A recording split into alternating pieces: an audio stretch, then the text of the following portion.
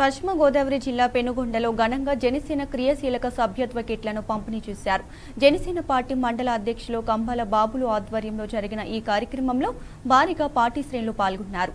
కార్యక్రమంలో భాగంగా సభ్యత్వాల నమోదులో ప్రతిభ కనబర్చిన వాలంటీర్లను సన్మానించి ఆత్మీయ జ్ఞాపికను అందజేశారు జనసేన నాయకులు. ప్రతి కార్యకర్త పార్టీ విజయానికి కృషి చేయాలని ఈ సందర్భంగా జన సైనికులకు పిలుపునిచ్చారు.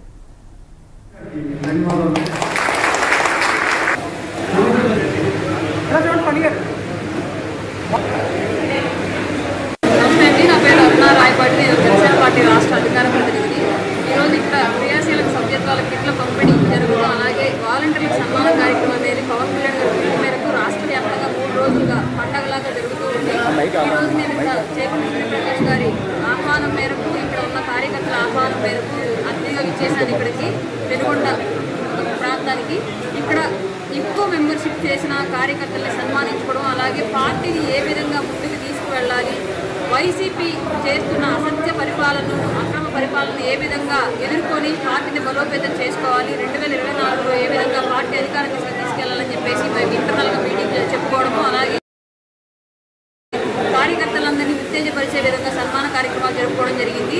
జనసేన పార్టీలో ప్రతి ఒక్కరికి కులాలను కలిపే రాజకీయ పార్టీ అనేది పవన్ కళ్యాణ్ గారు స్థాపించారు. ఇక్కడ ప్రతి ఒక్కరికి గుర్తింపు లభిస్తుంది. పార్టీ ఎప్పుడు ప్రజల కోసం మాత్రమే ఉంటుంది తప్ప ఇది కుల పార్టీ కాదు. ఇప్పుడు నడుస్తున్న ప్రభుత్వం లాగా ఇది ఒక సామాజిక వర్గానికి సంబంధించిన పార్టీ అయితే కాదు, ఇది ప్రజల పార్టీ. ఈ పార్టీని 2024 ప్రజలు గుర్తించి అధికారం ఇచ్చి రాష్ట్ర అభివృద్ధికి అందరూ తోడ్పడతారని చెప్పేసి మేము మనస్ఫూర్తిగా కోరుకుంటూ ఉన్నాం.